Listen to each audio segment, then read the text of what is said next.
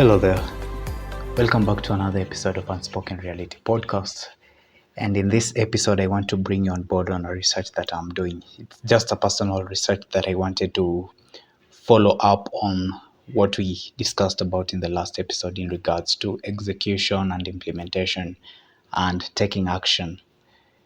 And I want to bring you into this rabbit hole, into the deep dive that I'm currently doing in regards to finding ways and strategies under which people take action.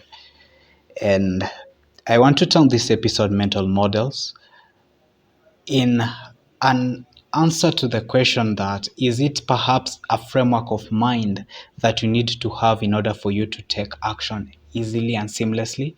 Like it seems that there are people that executing, taking actions, doing the things that they wanted to do and the things that they should do, it just comes easily to them. It's second nature. But to others, you find that you are struggling with taking action, you're struggling with inaction, you're struggling with procrastination and every other thing that inhibits achieving your goals and your dreams. Why is that? And is there a cheat code, a cheat sheet that would help you to spring into taking action?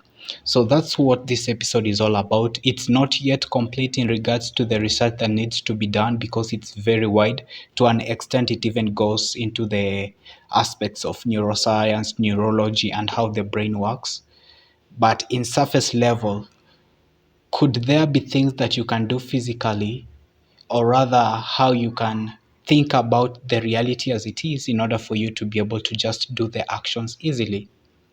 So that's all about this episode. And I want to invite you into the research. If you have suggestions, if you have strategies that you implement yourself in order to take action on the things that you need to do, you could share on the comments, share on our email unspokenreality.ke@gmail.com.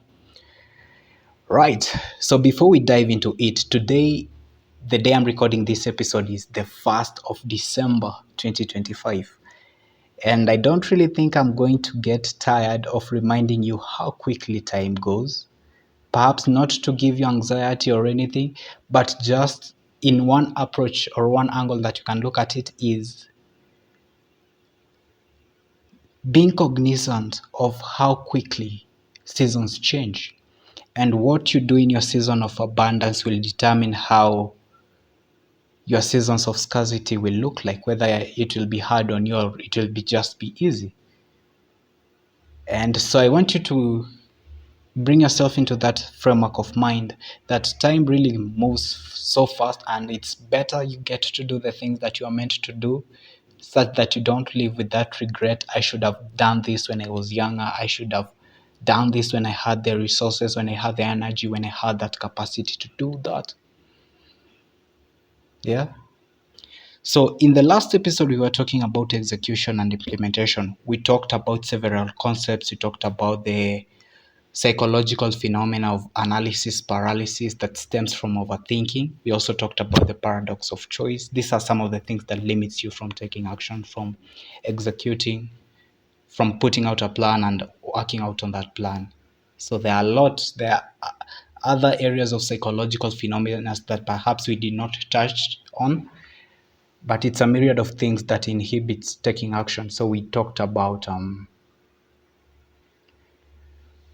perhaps being able to having a different approach to public speaking. That was for the analogy that I gave you, and we also related it with now having information on your fingertips, being an extensive and an intensive learner, getting to study more and more.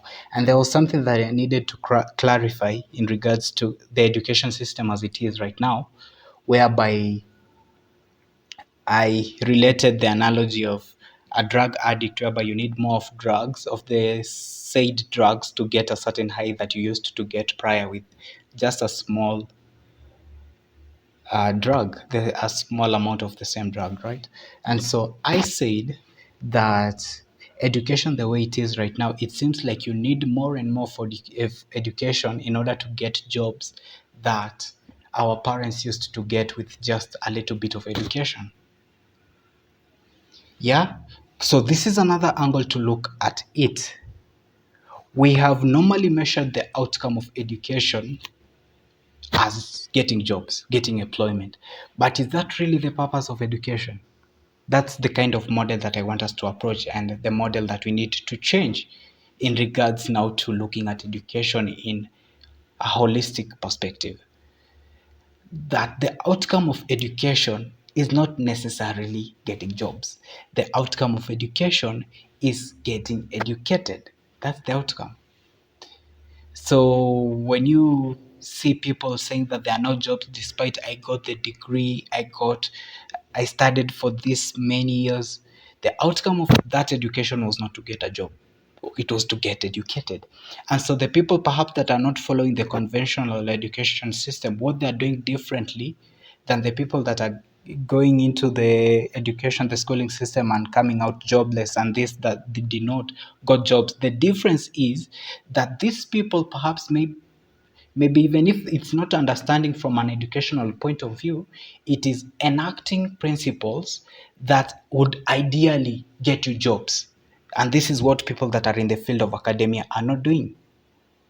That somebody that just decides to hustle from high school and doesn't go into university, there are principles that they are enacting in their day-to-day interactions with people and their day-to-day activities that would get them a job faster or will make them in a better position to create employment in comparison to someone that just goes to school and expects that that degree is what is going to be the predicator of getting employed.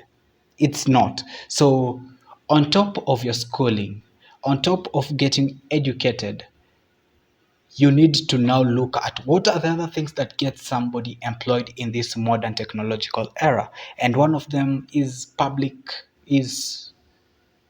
personal branding, how you put yourself out there. And we have several platforms that helps us to do it. The most important one and the most actually used platform for personal branding is LinkedIn, whereby you get to showcase potential employers your skills, your achievements, and perhaps your area of interest. These three key things, I find them to be very important when you network with potential employers or even when you network with potential clients and business ventures, that you get to showcase your achievements. What have you done up to this point in time? Perhaps you've gotten first class or you are a student leader in campus. What skills did you get out of your achievement, or what skills do you have in general? Perhaps you're skilled in AutoCAD, you're skilled in some of these softwares. You have also skills in the soft skills. You are a good communicator, you're a good networker, you are good at creating business plans, development strategies, and whatnot. You are good at that. That's your skills. And your area of interest, what are you seeing yourself doing in the foreseeable future? What are you interested in? Is it a new technology? Is it a new area and method of doing something? You need to showcase this in networking, and you need to showcase this in your public and personal branding, in your public life, that is in LinkedIn, and in personal brand. If you can be able, perhaps in even in elevator pitch, to make these three things to stand out: your achievements, your area of interest, and your skills, because these things are what will help an employer to see that this person can help me in this and these areas based on those three things, though there are more. So when you package yourself like that, when you understand that it's not only necessarily the degree that you have, but all these other things encompassing the field, the job economy as it is, and the job market. So that's the difference. That it's not necessarily even about getting more education to get the same pool of jobs as it was back then, or even a shrinking pool. It's not necessarily about education, but other skills that are in that market. So that's what I needed to clarify in regards to the analogy that I gave you in that episode. So we also talked about a lot of things in regards to information overload, perfectionism, anxiety, the things that limit you from taking action. And the most important bit of what we talked about is when we defined implementation as converting that idea you have or a goal into a plan, and then executing as taking that plan now into an action, doing it. And we said that implementation fails when the mind can't decide what to do. You cannot decide, you have a lot of choice. This is where we were talking about analysis paralysis and the paradox of choice. You can't decide, you simply can't decide.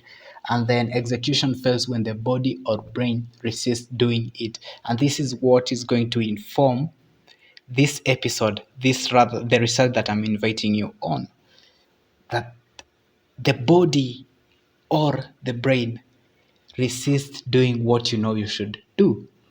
And now this begs the question, why don't we do the tasks that we know we should do, the tasks that we have to do, and the tasks, sometimes even the tasks that we know we must do? It's a must to do task, but you still don't do it. Instead, we are more inclined to do only what we want to do. And this is up to the point when the things that we needed to do and ought to have done become things that we must do. Why? It's a very common phenomenon actually, where most people know the right thing they're supposed to do, but they still don't do it. You might think that it's just a contemporary concern, a contemporary issue because of the advancement in technology, where we have a lot of distraction here and there with the scrolling, the shorts, the movies. They are very much easily accessible, and so our mind is shrinking, our concentration, attention span, they are all shrinking to a point whereby we cannot focus on something, we cannot commit to things. You might think that that's the case, but it's not. Actually, this is a phenomena that spans thousands of years, even in the ages of philosophers, whereby they came with a concept that we call acrasia. I don't know if it's acrasia or acrasia, these Greek and Latin terms. And acrasia is the state of mind in which someone acts against their better judgment through weakness of will. That you know what you're supposed to do, but you still don't do it. So you act against your better judgment. This is a philosophical concept. And we even see it in the Bible, in Romans or somewhere there, about the Pauline epistle, whereby he talks of doing that which he knows he should not do, but not doing the task that he knows he's supposed to do. Let me see if I can find it so that I just read it to you the way it is, and you see that it really relates to the concept of acrasia. It's somewhere. Where is it? Just give me a moment to look at it.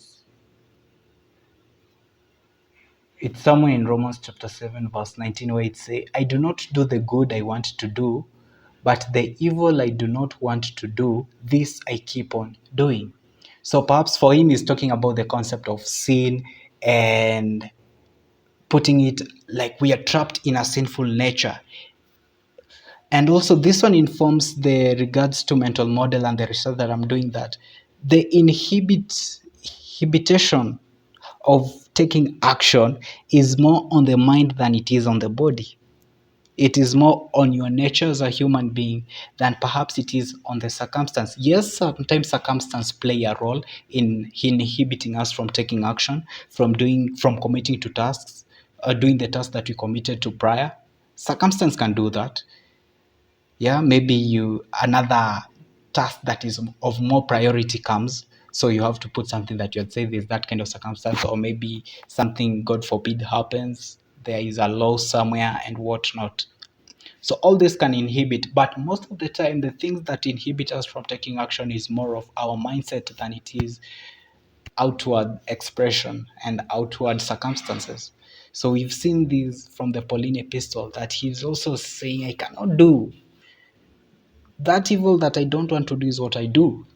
And there is also another concept in regards to that.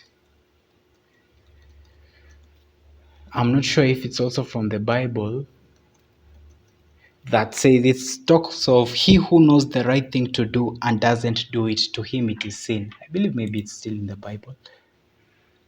Yeah, somewhere there in James chapter 4 verse 17. Anyone then who knows the right thing to do and fails to do it, for him it is sin. That's what it says. And so we see that this concept of acrisius put forward by the philosophers, it's a very historical concept. It's not something that is modern. That you act against your better judgment when you want to do the things that you planned out to do. And this one also brought me into another concept. I think now this one is more of philosophical, not philosophical, psychological. It's called temporal discounting, whereby we as human beings, we have that tendency to devalue future rewards in favor of more immediate ones. I'll be all over the place because remember, I told you this is a research, it's something that I'm working on. I'm trying really to get and understand the art of execution. Why is it that most people find it easier to execute than others? Or rather, is there a principle that surrounds execution whereby you can just implement it or use it as a blueprint every other time you have something to do, you have actions to take? Yeah.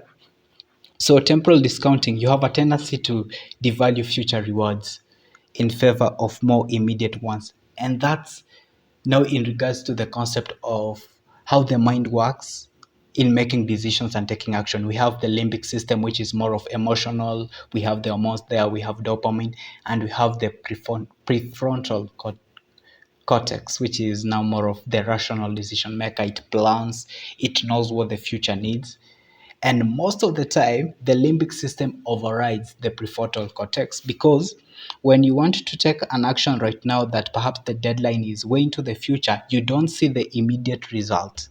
You don't see the immediate satisfaction in comparison to taking an action like binge watching, doom scrolling, eating ice cream when you know you're supposed to eat healthy, because these actions have immediate and tangible results as opposed to something that has a reward but it's in the future. It's called temporal discounting. So a principle that you can actually get out of this is simply finding a way under which you try to bring that future reward nearer.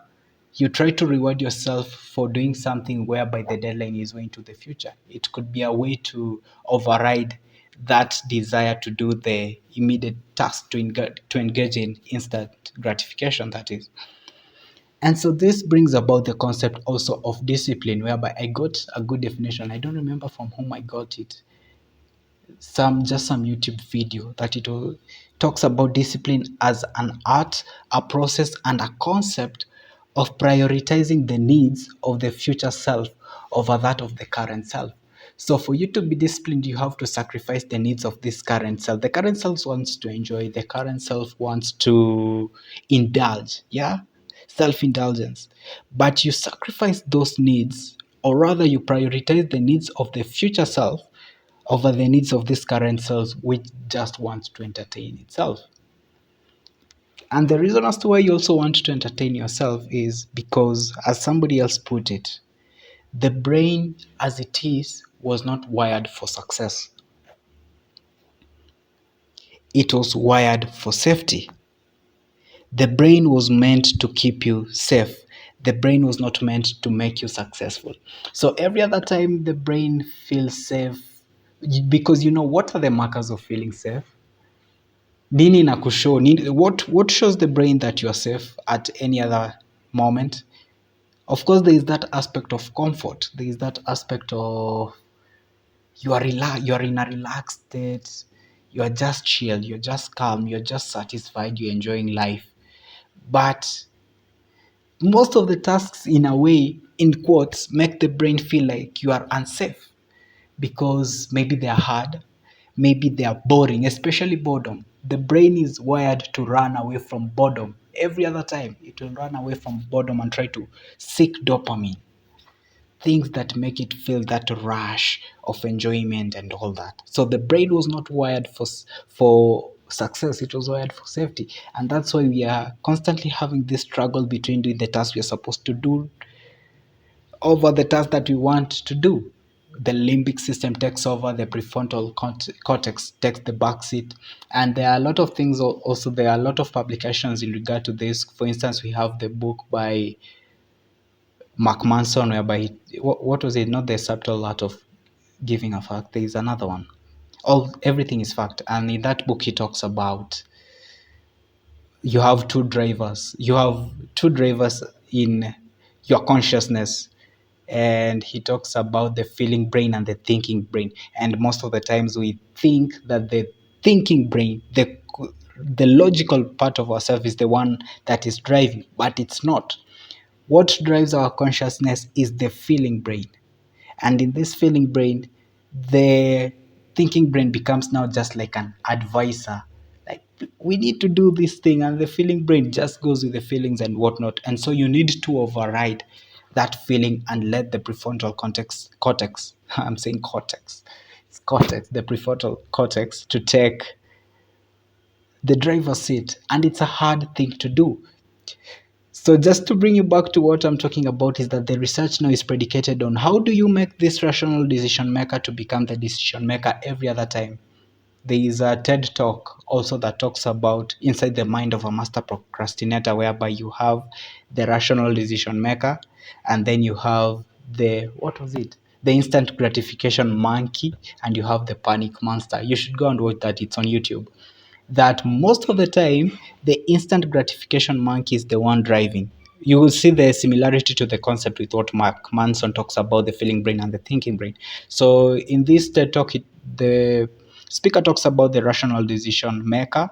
He's perhaps overridden by this instant gratification monkey who is on the steering wheel, just cruising through, binge watching things that are happy, things that are easy, and whatnot. And then the panic monster is that heightened sense of stress when the deadline approaches. Now the deadline imefika. You had something that you were to do within a month, but you pushed it, and now you have 2 weeks, not even 2 weeks, you have maybe less than a week to complete it. And now the panic monster comes and it chases away the instant gratification monkey, and now the rational decision maker takes the wheel. And for me, actually, this has been most of how I've approached most of the projects in my life, and I'm trying to break out of that pattern. Because and we normally try and sanitize it by saying, oh, I work well under pressure, I'm good with deadlines. No, these are last minute rushes. And we had a lot of this back in campus. Unapata, we had an assignment, and when we were submitting it, 11:30, 11:40 and the PM, and the deadline is 12 midnight. It's a common occurrence, right? Because the mind wants to enjoy. So then how can we look at this in concept of mental models? I know there are different approaches to this on how perhaps you get yourself to spring into action, but I want just to give you one for me, which I think is best for this episode. As even as we dig deep into the research, we talk about the concept of mental models. And so just to put it simply, all the terms that I'll be talking about, I'll advise you to go and dig deeper into the research if you're fascinated with some of this, so that I don't mislead you, or I don't give you the superficial approach to it, because how I'll explain it to you is based on how I understand it, or rather simply paraphrasing. So when we talk about mental models, what exactly do we mean? So simply put, mental models, for me, how I understand them, they are a framework of interpreting the real world as it is. Like, you can condense the world into a principle. For mathematicians, engineers, it's about having an equation that explains something. Yeah, we've had that severally in different designs. You're explaining a whole concept using an equation. For instance, maybe how heat what is it called, conduction, how heat transfers through mediums. There is an equation to explain it. So you're explaining the real world through an equation. So a mental model is a framework whereby you explain also the world as it is through, what can we say, it could be through laws, it could be through principles, it could be through any other thing that is just condensed into something contextual. For instance, some of the many mental model one of the many mental models we have is the fast thinking principles. This is has been popularized by Elon Musk, that when you are approaching a task, you are approaching something new, you approach it from a point of fast thinking principles. That what are some of the basic components and materials that you need in order to enact that plan that you have. So we have that one. We have the Pareto principle. This is the 80-20 principle, whereby 20% of your action, or rather 80% of your results, will come from 20% of your actions. And you see, this is a representation of reality as it is. Somebody has put it into that concept. That's a mental model. So that where you find that this assists you in knowing where to put much effort. That just try and find that 20% of things that you need to do that will give you 80% of results. And it is applicable, damn it. It's applicable in a different, diverse setup whereby even 20% of your employees will result in 80% of the output. So try and focus on those 20%. Most of the time you'll find employers or leaders trying to focus on the 80% that are not performing and try to make them perform, and in doing so they lose the 20% that are actually productive and proactive. So you just need, first of all, to focus on this 20% to ensure that they have the resources that they need in order for them to execute, in order for them to deliver. And this is a principle that just stems from this mental model of 80-20 principle. And it applies in politics, it applies in economics, it applies in every other thing, the social world as we know it. So another one that is also good to focus on in regards also to execution is the Parkinson's law. You may have heard it, but this is the definition if you've not. That Parkinson's law is a law that states, what does it state? That work expands to fill the time allocated or allotted for it. So if you say, I will write an article or an essay this day, I will take the whole day to write an article or essay. The writing of that article or essay will take the whole day. If you say it will take half a day, it will take half a day. If you say you have 30 minutes only to do it, it will take 30 minutes. That's what we mean now by work expanding to fill the time allocated to it. So you will realize that the reason as to this expansion of work is in regard to deadline, that the deadline is far into the future, that you find your mind coming up with other activities that perhaps are not inherent to the completion of the task itself. For instance, if you are writing an article and you've given yourself the whole day, you will find yourself that you're focusing on other things that are not relevant to the completion of that said material. Or maybe even if they are relevant, they're not as relevant. For instance, you might find one going into research. They want to research some articles written by who. They want to read a book written by someone in regards to the topic. And you see, these are a lot of tasks that take up a lot of time. And in relation to the Pareto principle, they might not even be the 20% of the task that you need to do. They're actually, you're now more focused on the 80%. But when you shrink that time, now your mind starts to try and look for what is that thing that I need to do with this restricted and limited time that I have in order to finish this task completely. And I went further and taught not taught, thought. I went further and thought about this Parkinson's law to a level. I don't know if I wrote it down, because if work expands to fill the time that is allocated for it, then there is that task, or rather, there is a task and there is a threshold under which you can just comfortably complete that task without having a low quality output. Let me put it simply. If you're brushing teeth. Okay, before I go into that, maybe I can give another definition of mental models in a way that will clarify what I'm talking about. We talked about mental models as a blueprint to doing things, to reinterpreting the world. But another approach to look at it would be as an algorithm. An algorithm is a step-by-step process of doing a certain task.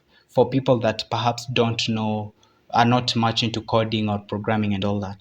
So algorithm, what you feed your AI, what you feed your computer, what you feed your program is an algorithm. It's a step-by-step task. And most of the time, the tasks that you have to do have to follow a certain order, that when you change the order, then perhaps you will not get the output that you require. That's how algorithms works. But in real life now, it's not in the programming language. You'll realize that when you're talking about algorithms in regards to mental models, in regards to doing something, for instance, wearing your shoe, there are tasks that the order doesn't matter. For instance, there are people that will put on two socks, and then they put on the left socks, the right socks, the left shoe, the right shoe. There is someone that can put the left socks and then the left shoe and then the right socks and then the right shoe. As you can see in that regard, the order doesn't necessarily matter in the achievement of the task of putting on a shoe. Sometimes you can even not put a socks. Another example is, let's talk about cooking ugali. There are times that you boil the water, you if you are a computer now, you have to be very specific, like turning on the gas, measuring how much do you need and whatnot. But for humans, we know what all this is all about. So we talk about putting on water on the gas, or turning on the gas, we're letting the water to boil and all that. So as you can see in this regard, the order matters. And so there are tasks that the order doesn't matter. But now I want us to look at all these steps in regards to algorithm as tasks that are the first step that we need to do before you arrange them in order. Like, what is the atomic task, a task that cannot be subdivided further, that you need to do in order to accomplish a certain overall task? And this is now what I'm calling, in regards to the Parkinson's law, a Parkinson task. Let me try and see if I wrote it somewhere, the definition to it. It was just in my thought to try and better refine this mental model of Parkinson's law. And so this task, you need first to identify the greatest conceivable outcome. What outcome do you want out of the tasks that you've identified, out of the goal that you've set? What comes out of it? And so when we are talking about Parkinson's task, it is the most atomic, universally necessary starting point within a larger or complex task, one that is approach dependent. And another way to put it is the foundational starting point to achieve the greatest possible outcome. So let's go back to that analogy of writing essay. What is the Parkinson task for writing an essay? It could be getting your pen, it could be setting your work bench, it could be turning on your computer, it could be as minute as that, and being in that frame of thought. That's a Parkinson task. And then a Parkinson threshold is another concept that I thought about. Remember, we are just talking about research in regards to taking action. This is just one of the mental models whereby you can dig deep and try to find the psychological framework of mind that you need to be in order to take and spring into action. I'll keep on reminding you of that so that you don't lose the trail of thought. So when we're talking about the Parkinson threshold, it's something I was thinking about in this regard, that I don't know if I wrote this down, but maybe I can say it how I remember it. If we are talking about Parkinson's law as work expanding to fill the time allotted for it, then there is that nature of the work whereby it takes a specific time that is universally acceptable for an average person to do for it to be completed. We are not talking about an expert, we are not talking about a beginner. For instance, when you're brushing your teeth, sorry. Who is an expert at brushing teeth, if there is ever such a thing, I know it's an absurd analogy. If there is an expert at brushing teeth, how will they will finish that task maybe even in 30 seconds. A beginner, like a child, they might spend even 5 minutes. This is just an example. I'm not saying this at the time as it is. But a person that is average will perhaps maybe spend 2.5 minutes brushing their teeth. And so this 2.5 minutes is what I'm considering as the Parkinson threshold, whereby then there is an inherent nature and inherent characteristics to every task that you're supposed to do, whereby it takes just a specific time for it to be completed and having just a good quality output, whereby the quality is not bad. Because when you rush through tasks, for instance, going just back to writing the article, when you write that article in 30 minutes, perhaps you will not get the best output, you'll not get the best outcome out of it. But when you write it in, let's say you give yourself 2 hours or maybe even three, as opposed to a whole day, maybe these 3 hours, depending on your abilities, is the Parkinson's threshold that you need for this task to be completed.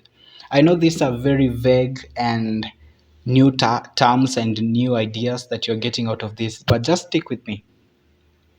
So when we are talking about this is still a mental model.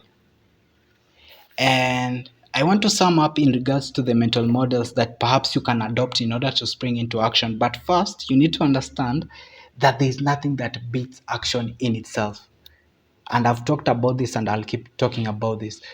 What we are trying to do by researching into mental models and the framework of mind you need to be in a way, it's just a buffer and maybe the motivator and the inspiration and some of the external circumstance that you need to impose on yourself in order to take action on the things that you know you're supposed to do.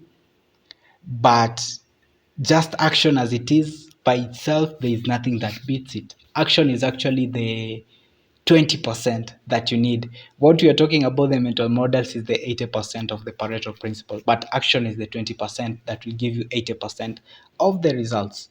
And so if you can find a way to take action, if you can find yourself to spring into doing something as immediately as possible, then go for it. Don't try and overthinking, don't try and overanalyze. Just put yourself into that framework whereby, or yeah, put yourself into that framework where you do actions. You take actions regardless of how you feel. That discipline that you just go and do what it is you're supposed to do. And two things kind of mental models. Maybe you could look at it as a mental model, but remember we talked about mental model, an explanation to it, rather a definition to it being as similar to an algorithm, that step-by-step process of doing something. So you can look at it as having a routine. And I talked about this in the last episode, that when you have a routine, it now becomes easier. The mind doesn't have to think a lot. It's just now about executing and not necessarily implementing that, putting that idea into a plan. You already have a plan, you have a routine for it. So a routine is very important. Most people shun away from routines because they want to be spontaneous and whatnot. But if you as an individual, you can sit down and have a routine and hold yourself accountable to follow that routine. Damn, routine to the latter. I'm having a challenge with the L's and R's. What's happening to me? Yeah, so if you can follow that routine to the latter without even having that motivation, then the better for you. And one thing to understand is that motivation comes after action. Action precedes motivation. Most people say, I need to have that motivation, I need to have the inspiration in order to do something. It's a myth. It is a myth. You don't need motivation to do something. You just need action. That discipline that will get you to put on your running shoes even though it's raining outside. It's now based on muscle memory, that you've been doing something over time, like brushing your teeth, that you don't have to plan for it. You don't necessarily have to motivate yourself. You just do it. And also sometimes it comes to a point of identity, kind of a routine, yeah? That you identify yourself as a person that does things, as a person that doesn't procrastinate. And that is the hardest bit, identifying also and also following up on a routine. As much as you have it, there are many people that create a routine. We talked about New Year's resolution and how many people don't follow up on it. We did talk about that. We did.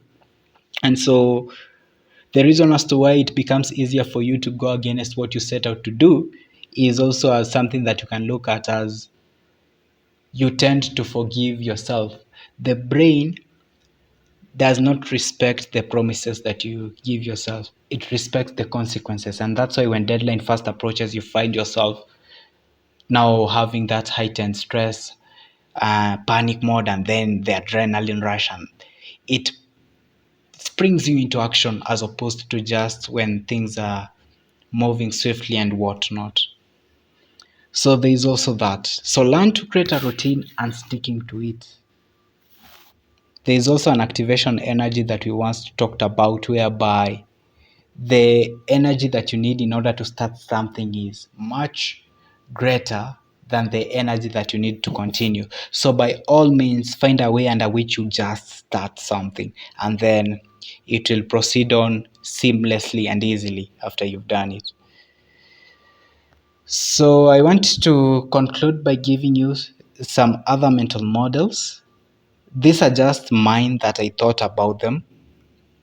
I sometimes try to sit down and think, what are the activities that I do on my day-to-day life that I can relate it to other areas of my life? And in this regard, in relation to taking action, what are some of those things? So, of course, I've talked about taking the activation energy, whereby starting is the hardest, but just start and everything else will fall into place. And so there is an overall mental model that I have, where I called it the snap, whereby you stop.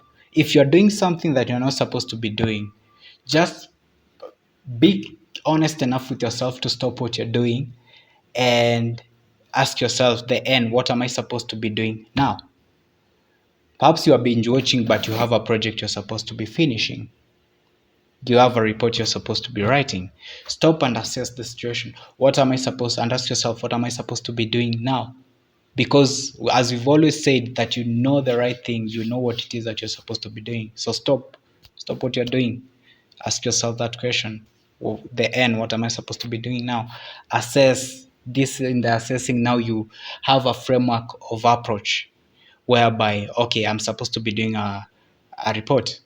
The reason maybe as to why you're procrastinating and you're easily distracted, it could be that you don't really have the first step, the Parkinson task, to doing that thing. You don't have it, so your mind goes for the next easy thing, scrolling. So you try, now you are assessing the situation, you are assessing what needs to happen, what resources you need to have, what is the task. For instance, have an overarching task like write the report, or is it read for exam? And then ask yourself, what will this task look like when I'm done? What greatest conceivable outcome am I looking to get forward out of this task? And it could be, for instance, for the reading for the exams, it's annotating pages, maybe 10 to 12 of a certain chapter. So you've identified that task, that how it will look like when you're done. And this one could be several. It could be just one. You can perhaps maybe break it down, but at least break it down into now the task that you can focus on within the time frame that you've set for yourself, the Parkinson's threshold. And lastly, look at what is the first step. This is now that Parkinson task. What is the first step? It could be opening your book. Don't try and put it generally and vague that just write the report. No, try and say, put it in that algorithm. What's the first step I'm supposed to focus on? Open your laptop, turn on your laptop, open the Word document where you're supposed to write the report. And then from there, just advance as it is. Other things that you could do, of course, is imposing physical barriers, physical inhibitors. For instance, I have this app called Focus to Do, whereby you can set a timer for a specific time, the Pomodoro's technique. A Pomodoro technique could also be a mental model, by the way. So whereby you put it as the approach of completing tasks. And for me, this app has that feature of blocking and inhibiting you from doing other things. Like it locks your phone, it shuts it down until you have finished, until the timer that you put has elapsed. And I find it to be now the one of the physical approaches that you can use in order to help yourself not to be distracted. So there is that. And there are many other mental models that you can use. There are several. Just try and research about them. And so, lastly, I know this episode has become longer than I expected. I knew I'd be all over the place because of what I was talking about in regards now to the research. I didn't clearly set down what it is I wanted to speak to you about, but I just wanted to invite you in to help me on this research, or maybe to give your perspective on it. So lastly, we've talked about instant gratification being the reason as to why you also don't want to do what you know what to do. There are a lot of it. Just go also and dive deep into that research. So the things that you can do physically to spring into action. I talked about physical barriers to distraction, like apps that locks your device for a specific time. Then there is precedent affirmations. You'll find that most of the things that you can do physically, a lot of it is mentally. That's why we have these mental models, we have these blueprints of taking action. But aside from that, we have self-talk. There is that precedent affirmation that this is not the first time you are accomplishing something hard. It's not the first time. So the precedent affirmation is you tell yourself you've done this before, you can do it again. David Goggins in his book Can't Hurt Me talks about the cookie jar, whereby you have, it could be a list, you could write it on your phone, a list of your previous accomplishments. For me, I have several, like waking up at 4. Sometimes you try to wake up at that 4 a.m. and you realize it's hard. But then when you remind them, I've done this before. Why is it that it's hard right now? So it's a precedent approach, a precedent model, whereby you remind yourself of your previous accomplishments. Like, no, this is not a new thing. Kuamka asubuhi niende kukimbia, it's not a new thing. It's something I've done before and I can do it again. And so when you're in that framework of thought, in a way you're trying to cajole, you're trying to to bembeleza this feeling brain, this dopamine seeking brain that just wants enjoyment. You're trying to tell him, no, kababa, tumekimbia before. Why don't we just do it right now, you know? So there's that. And then there's the third one. As I've said, it's more of self-talk before we try and go into also deeper research in regards to the neuroscience and whatnot. So the third one is remind yourself that your future self needs this and that you're content with the boredom of the task. We've talked about boredom being the reason as to why you also don't do the task and you try to look for those that give you the dopamine rush and whatnot. So when you talk to yourself about this, that no, of course, this task is boredom and I'm okay with it. Just trying to trick the mind into now being okay with doing that task. And lastly, identify that the task that you're doing, the task that you've set out to do, the goals, the things that you need to do and you should do are important and they matter to the person that you're becoming. So when you do that, it's not a guarantee, of course. We have people that are chronic procrastinators here. It's not a guarantee that you will spring into action, but it is something that will inspire your mind, that will motivate your mind to do the things that you are putting off. And so now, in relation to the research that I'm doing, I want to dive deep into several books that perhaps speak to the subject and try and condense the information that they're giving, and also try to look at historical people and people present in regards to how they approach productivity, how they approach execution, how they find it easier to do the things that they do. For instance, we have Elon Musk. He's known to be a workaholic. So how is it that he just approaches work and achieving tasks easily? Why is it that, how is it that it comes to him as, what is it, second nature? So there is that. And lastly, where are the books? Do I have them written down? Let me see. Mhm. So a few of the books and a few of the research topics. There is a book written by, I have not written the author, but I have them. I'll look into it. It's something you can go and look at and also try and read. But I'll read it and condense it and try to give you the information.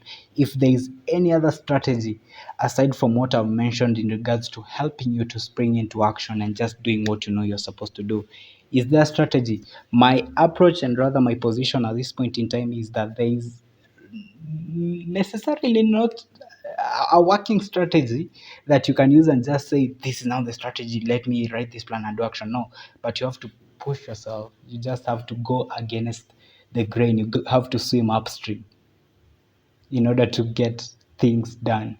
So I want to read on 100 ways to motivate others and 100 ways to motivate yourself. It's a book written by the same person, two books.